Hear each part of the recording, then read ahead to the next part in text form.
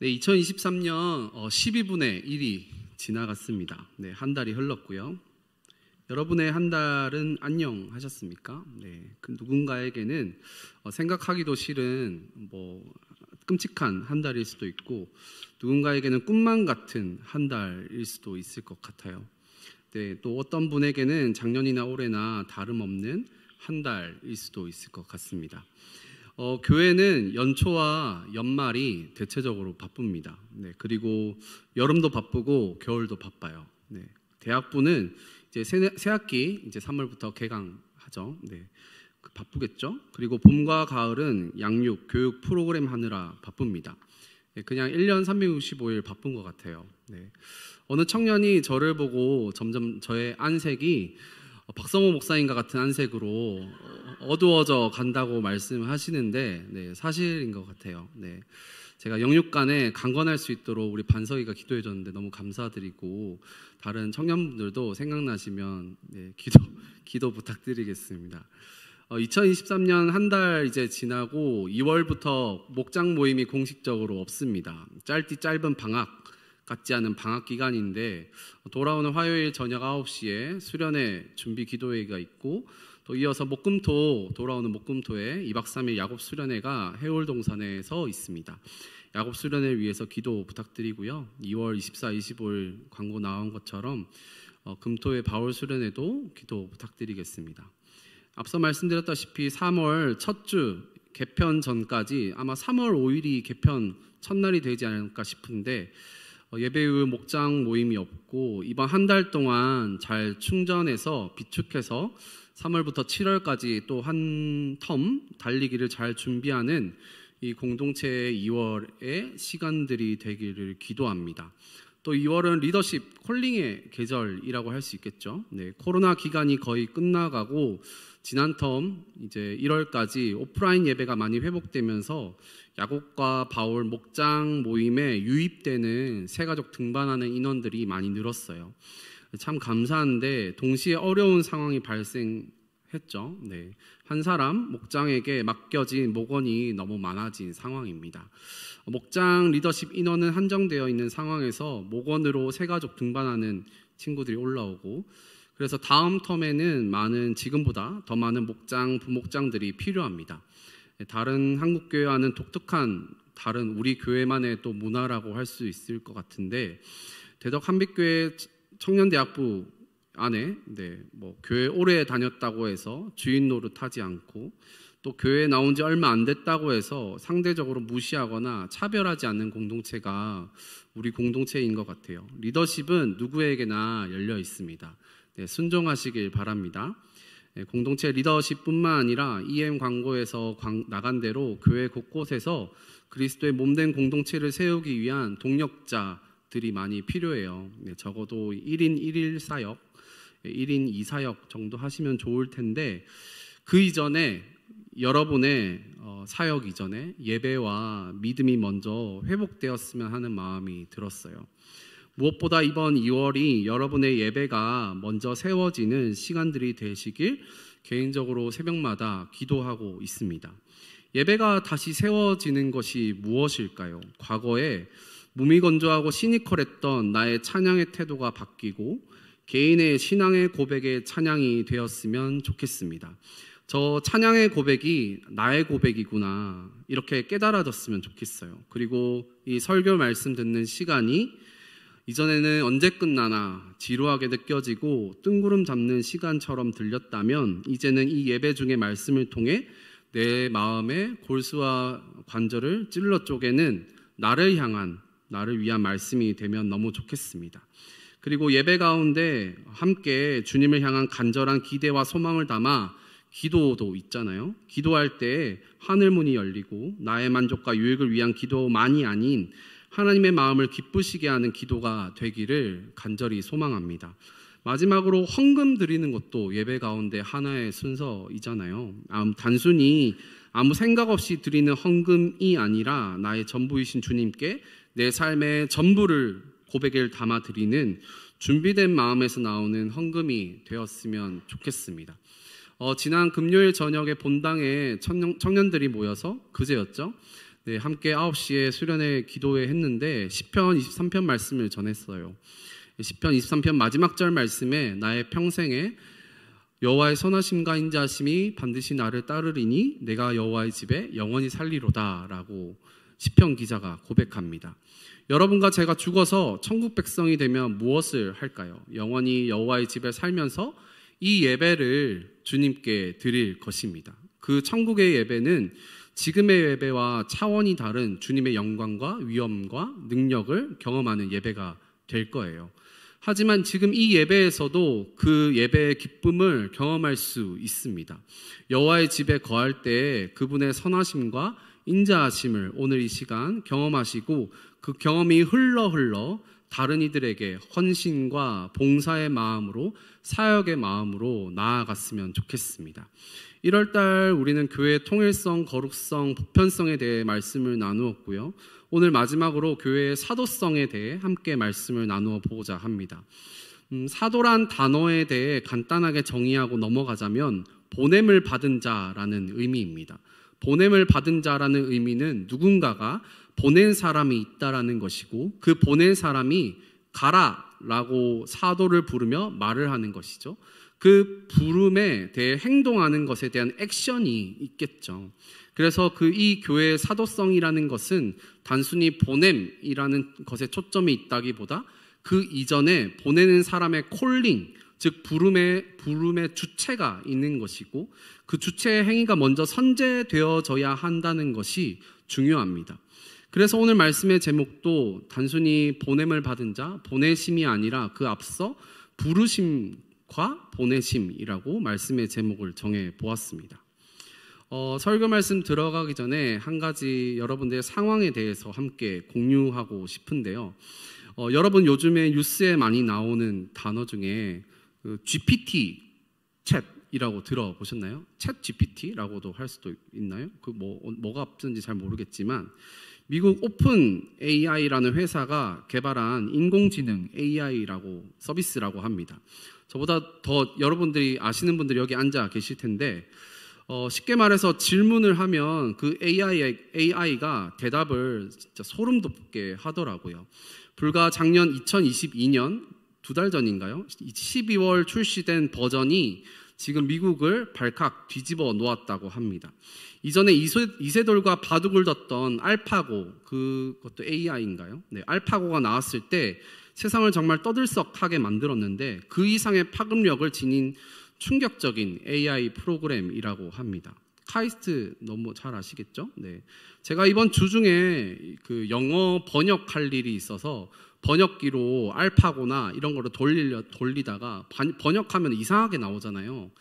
그 단어 문체나 문맥이 조금 이상하게 나올 때가 있어서 고생했었는데 그 고생한 것을 어떤 청년에게 얘기했을 때 그 청년이 저에게 이 챗 GPT를 소개해 줬습니다. 뉴스 기사 보니까 이 번역은 말할 것도 없고 시, 에세이, 논문, 기사 등등 우리나라에 핵이 필요하니 이런 것도 막 대답을 한다고 하더라고요. 네, 그래서 저도 챗 GPT에게 GPT 챗이라나요? 네, 하나 물었습니다. 어떤 것을 물어보았을까요? 실험적으로 AI에게 대표 기도문을 써달라고 물었습니다. 네, 기도문 써줘라고 하니까 AI가 30초도 안 걸린 것 같아요. 읽어드리겠습니다. 주님, 우리는 오늘 기쁨과 고민, 힘든 상황과 걱정 앞서 기도합니다. AI의 말이에요. 네.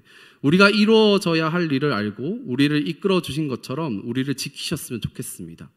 우리의 안전과 건강을 지켜주시고 우리의 일에 성공을 주셨으면 좋겠습니다. 솔직하죠? 정직합니다. AI. 우리를 사랑하시고 우리를 위해 기도하신 것처럼 지금도 기도해 주시길 바랍니다. 우리의 기도를 들어주시고 우리의 생활을 가로막지 않도록 하셨으면 좋겠습니다. 우리가 정직하게 용기 있게 사랑스럽게 살 수 있도록 기운을 주시길 바랍니다. 아멘. 이렇게 하고 있어요. 네. AI에게 인간미가 느껴졌어요. 네, 소름 돋았어요. 이거 말고도 좀 더 디테일하게 청소년, 티네이저 대상으로 설교문, 설먼 스크립트를 써줘라고 하니까 쫙 서론, 본론, 참고 말씀까지 잠언 이런 몇 장 말씀까지 넣어서 설교문을 10초, 한 15초 만에 주더라고요. 약간 자괴감이 들었습니다. 기술과 AI가 인간의 노동력을 빼앗아가고 여러 일자리가 잠식되면서 노동의 가치가 상실해 간다고 하지만 제 이전의 생각에는 제가 하고 있는 이런 기도, 제가 직으로 하고 있는 이런 설교와 같은 영적인 영역에까지 설마 AI가 들어올 수 없을 것이다, 기술이 들어올 수 없을 것이다 라고 생각했는데 아직 그 생각에 완전한 변함은 거의 없지만 살짝 흔들렸어요, 솔직히. 지금 소개해드릴 회사 또 하나의 회사인데 미국계 AI 회사인 듯합니다. 픽토리라는 회사예요. 그 픽토리, 검색란에 픽토리라고 치면 나오는데요. 여기에도 그 홈페이지에 대본, 스크립트를 넣으면 자동적으로 영상을 만들어주는 비디오 마케팅 AI 회사입니다. 굳이 시간 들여가면서 편집해서 영상 고르고 음악 고르고 자막 치고 멘트 넣고 이러한 작업을 AI가 단 몇 분 만에 자동 추출해서 우리에게 주는 것이죠. EM님들, 네, 세상이 변하고 있습니다. 네, 위기입니다, 위기. 네. 이러한 외부의 기술 발달뿐만 아니라 요즘 청년에 대한 다큐 시사 프로그램을 종종 보는데 뭐 결혼, 출산 이런 것들은 얘기하면 입만 아프죠. 네, 경제적으로 청년 실업률에 따른 취업에 대해서도 많은 시대적 변화가 바뀌어 간다는 소식을 들었습니다. 학년 인구 자체가 점점 줄어듦을 통해서 지방에 있는 대학이 통폐합되고 일명 스카이라 불리는 서울대 연고대에도 대학 간판보다 전망이 있는 학과에 들어가다 보니까 서울 연고대에 들어가지 않고 등록을 안 하는, 그래서 그런 청년들이 엄청 많이 있다, 미등록자들이 넘쳐난다라는 얘기를 들었습니다. 우리는 지금 어떠한 것도 과거에 있었던 정답으로 정의되어지지 않고 우리의 안전과 생명을 보장해 줄 것만 같은 일자리, 그리고 보장해 줄 것만 같은 공동체에 대해서 다 무너져 내리는 시대에 살아가고 있는 것 같아요. 이 예측 불가능성이 넘쳐나고 불확실성의 시대, 그 한복판에 우리는 서 있는 것입니다. 코로나 터널을 지나면서 사회 경제적, 사회 개인적 두려움과 염려, 불안이 증폭되는 사회 속에서 겉은 번지르르하지만 속은 골마 터진 20대로 30대로 우리는 살아가고 있지 않으십니까? 원초적으로 단순히 하루 벌고 하루 먹고 살기 빠듯한 인생이신 분들도 계실 것 같아요. 우리 청년대학부 직업군 카테고리 중에 적지 않은 숫자가 선생님, 교사이신 분들도 많이 계실 텐데요. 한국 사회에서 단순히 이 소명과 사명으로 시작한 이 선생님, 그 교사로서 학생들을 지도하고 가르치고 있는 게 쉽지 않다라는 얘기도 들었습니다. 이 개인의 결단과 노력으로는 안 되는 시스템적인 직간접적인 불안 요소와 결핍의 요소들이 너무 방해하는 요소들이 많지 않으신가요? 하나님께서 여러분을 선생님의 자리로, 스승의 자리로 부르셨는데 그 부르심에 합당한 보내심의 자리에 여러분들은 지금 서 있으신가요? 쉽지 않으실 것 같아요. 오늘 요한복음에 나오는 제자들을 주님께서 3년 동안 숙식생활 전에 부르셨어요. 내가 너를 사람의 낚는 어부가 되겠다라고 부르시고 함께 먹고 자고 이야기하고 삶을 살아가셨어요. 그리고 함께 삶을 사셨습니다. 그런데 성경을 자세히 보면 오늘 본문 이전에 예수님께서는 3번에 걸쳐서 나는 십자가에서 죽을 거야, 부활할 거야, 이런 순환 예고를 예고하셨어요.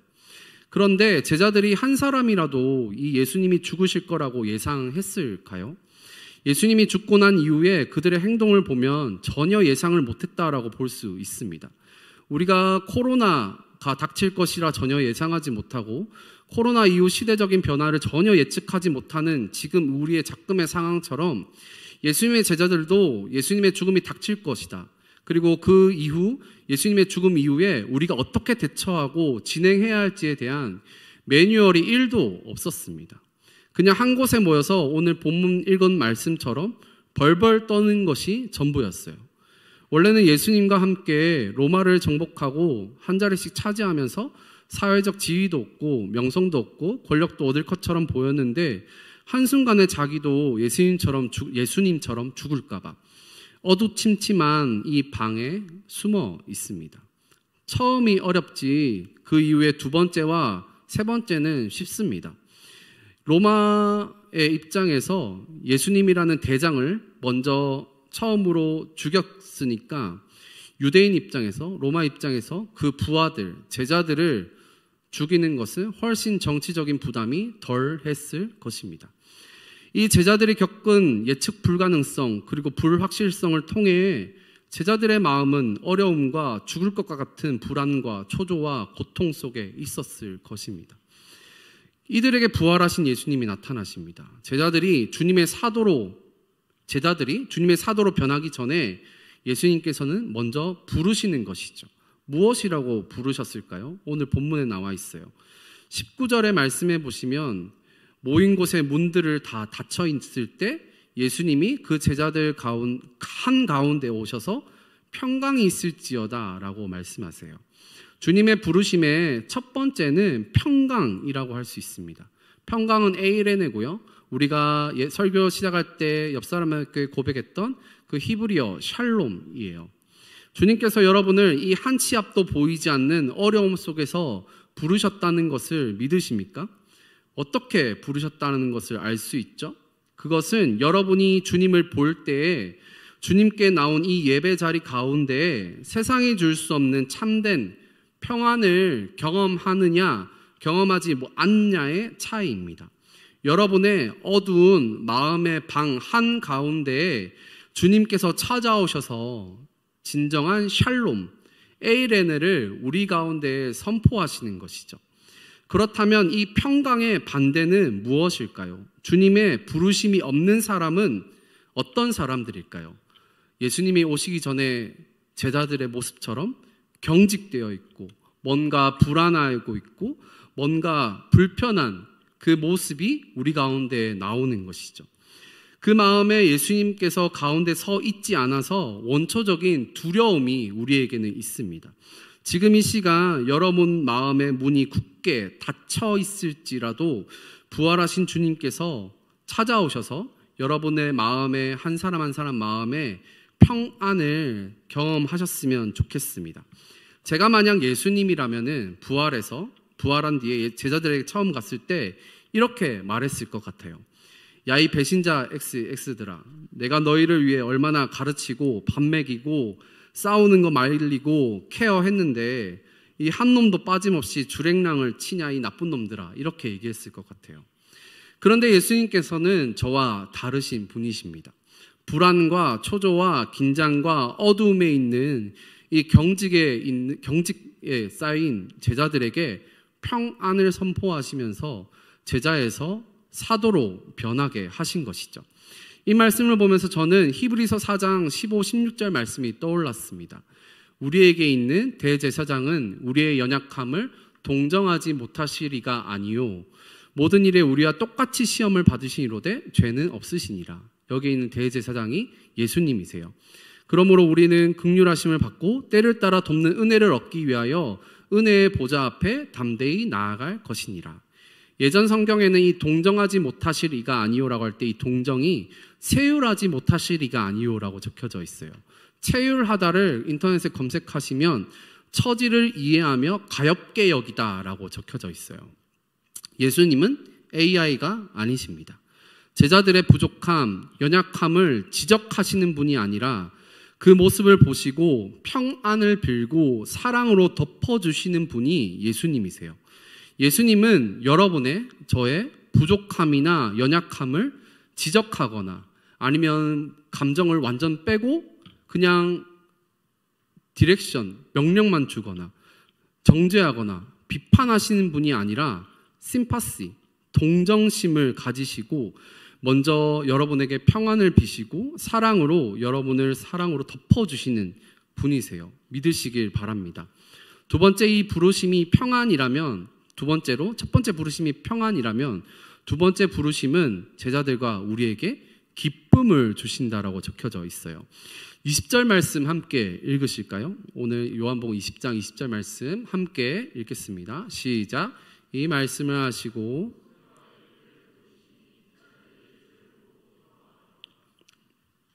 처음 이 말씀을 읽었을 땐 그냥 사라지셨다가 다시 나타나신 예수님을 보고 그냥 예수님이 기뻐하셨구나, 즐거웠구나, 그냥 이렇게 생각했습니다. 그런데 오늘 말씀 밑에 예수님이 또 한 번 사라지시고 도마가 갑자기 등장해요. 그리고 그 도마는 부활하신 예수님을 안 봤으니까 난 안 믿어 라고 얘기하며 또 8일의 시간이 지납니다.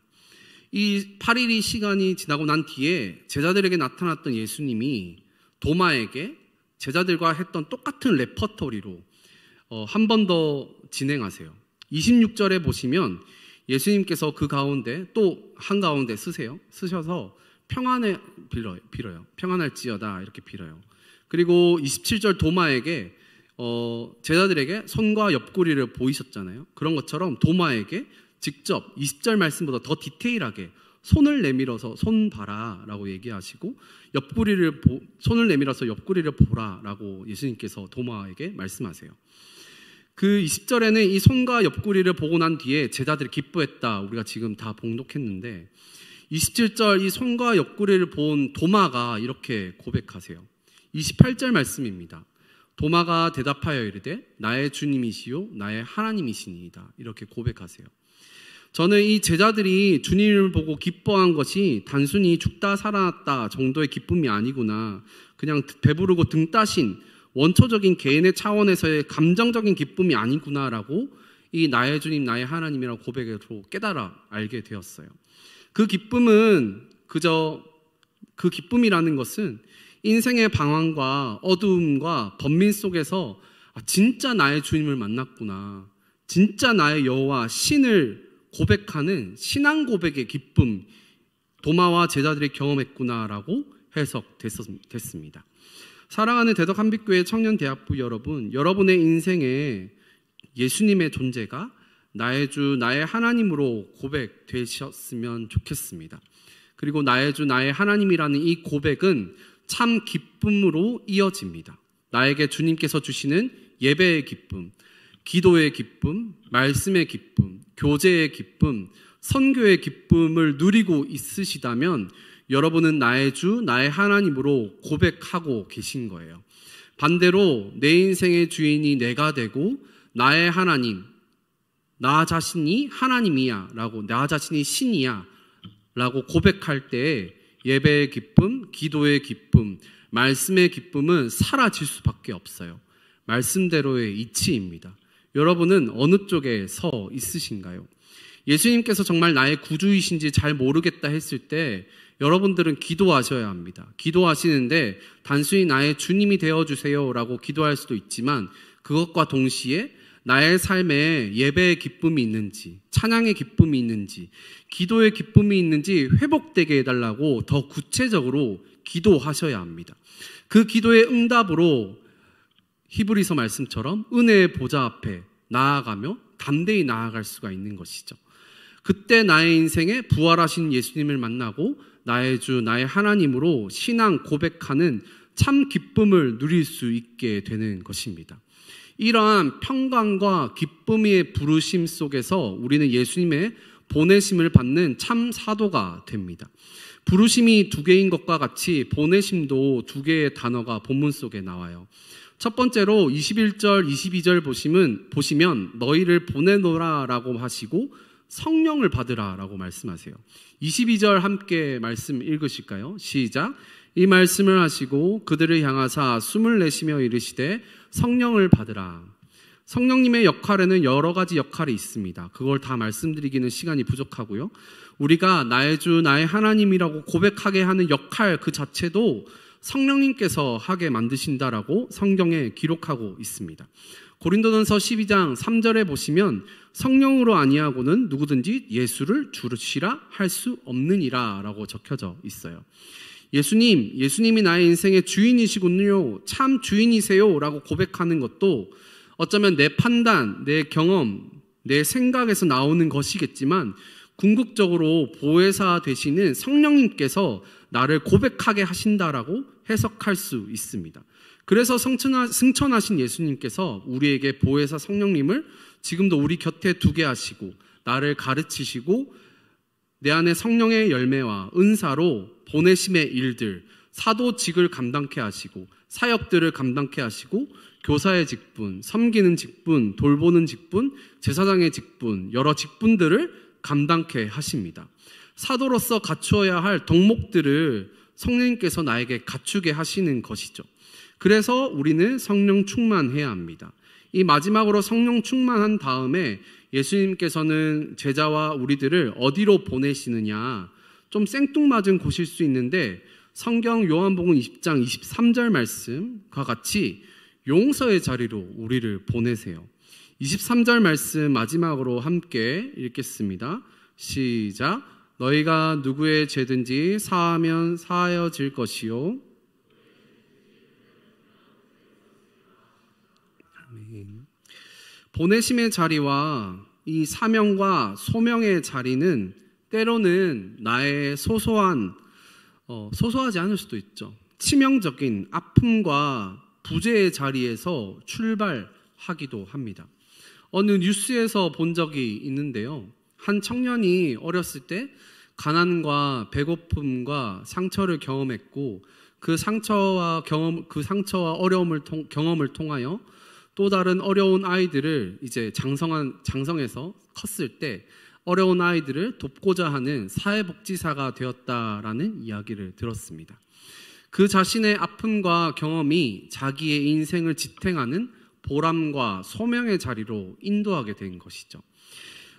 이 23절의 말씀을 공동번역으로 다시 읽어드리면 누구의 죄든지 너희가 용서해주면 그들이 죄는 용서받을 것이요 용서해주지 않으면 용서받지 못한 채 남아있을 것이다 라고 예수님께서 제자들에게 말씀하세요. 저는 이 용서라는 것이 그냥 나한테 피해준 사람한테 가서 너가 잘못했으니까 용서할게 이 차원이 아니라고 생각합니다. 이 용서는 예수님의 죄사함의 사역이 나의 죄사함의 사역으로 이어진다라고 볼 수 있어요. 예수님께서 죄가 없으신 분이시지만 십자가에서 죽으시고 부활하셔서 모든 죄값을 치르시는, 나의 죄값을 치르시는 정말 말도 안 되는 사역에 우리를 동력자로 동참케 하시는 것이죠. 그래서 이 용서의 클라이막스, 최고의 용서는 십자가의 용서이지 않겠습니까? 십자가 앞에 한 사람도 우리는 예외 없이 죽어질 수밖에 없습니다. 저 친구가 나를 섭섭해 하는데요.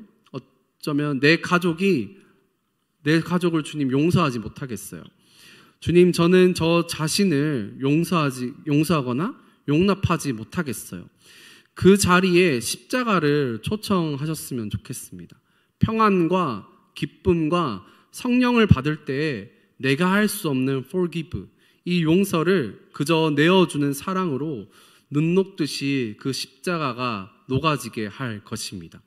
구원의 기쁜 소식, 내가 뭔가를 이루어내서 주님 앞에 나아가는 것이 아니라 그저 주님께서 일방적으로 나를 사랑하시고 구원하시고 용서하시며 나를 부르시고 나를 보내셨다라는 이 놀라운 사실을 알 때에 내 인생의 내용은 똑같을 수도 있지만 그 속의 목적과 방향성은 이전과 전혀 달라지게 될 것입니다. 이 믿음의 말씀을 꼭 기억하셨으면 좋겠어요. 두 가지씩 말씀을 드렸습니다. 부르심으로써 평안과 기쁨에 대해서 말씀을 드렸고 보내심에 대해서 성령님과 용서에 대해서 말씀을 드렸습니다. 어제 설교를 이렇게 다 마치고 나서 11시쯤 되었어요. 11시 반쯤, 11시쯤. 그래서 설교 다 쓰고 본당에 앉아서 오디오가 틀어주는 BGM 기계 소리에 기도나 짧게 하고 가야겠다라고 생각이 들어서 본당에 잠깐 왔어요. 불 꺼져 들어왔는데 기계가 틀어준 소리가 아니라 누구인지는 잘 모르겠어요. 네, 어떤 한 자매가 저기 앞에서 찬양을 하고 있더라고요. 연속 찬양, 우리 본당에서 누구나 기도할 수 있고 찬양을 하는 연속 찬양이 있는데 새벽 기도 마치고 이렇게 섬기시는 분들이 나오셔서 찬양하는 것을 새벽마다 있습니다. 근데 여기 교회 와서 처음으로 새벽 기도가 아닌 누군가가 연속 찬양하고 있는 것을 저는 어제 처음 보았어요. 그 찬양을 하는데 AI가 찬양하는 게 아니라 어떤 한 자매가 찬양을 하시는데 속으로 펑펑 울었습니다. 짧게 기도하고 가려고 했는데 그 찬양의 내용이 설교랑 이어지고 그 설교가 그 찬양 안에 다 녹아져 있더라고요. 그러면서 AI로서 무미건조한 어떠한 감정 없는 고백이 아니라 성령님께서 그 고백으로 저에게 말씀하시는 것 같았어요. 그 찬양을 함께 나누면서 우리가 주님께 고백하며 나아갔으면 좋겠습니다. 주 나의 왕이라는 찬양이에요. 잘 모르실 수도 있고 2003년도에 우리 한국어 버전으로 번역되어서 20년 전이죠. 캠퍼스 월십에서 이 1집으로 이 찬양의 고백인데 제가 가사를 짧게 읽어 드릴게요. 가사 띄워주면 좋을 것 같고요. 주날 위해 버림받으심으로 나 용서받고 용납됐네. 날 위해 죽으시고 부활하신 주의 성령 내 안에 계시네. 오 놀라운 주의 사랑 날 위해 죽으신 주. 오 놀라운 주의 사랑 기쁨으로 경배라고 되어 있어요. 기쁨으로 경배. 내 삶 다해 주 경배. 주 나의 왕 나의 주님으로 고백하시는 거죠. 주 나의 왕 예수주 나의 왕 예수주 나의 왕 이렇게 하고 고백 가사의 내용입니다. 우리 이 시간 가능하시다면은 주님께 우리의 마음과 뜻과 정성을 다한 표현으로 다 같이 일어나셔서 함께 찬양하고 기도하실까요? 그 자리에 머물러 서서 침륜에 빠진 자로서 우리가 그저 머물러 있는 것이 아니라 주님 나를 받아주시옵고 주님 나와 함께 해주셔서 감사합니다라는 마음으로 함께 이 고백으로 찬양하며 나아갔으면 좋겠습니다. 주님.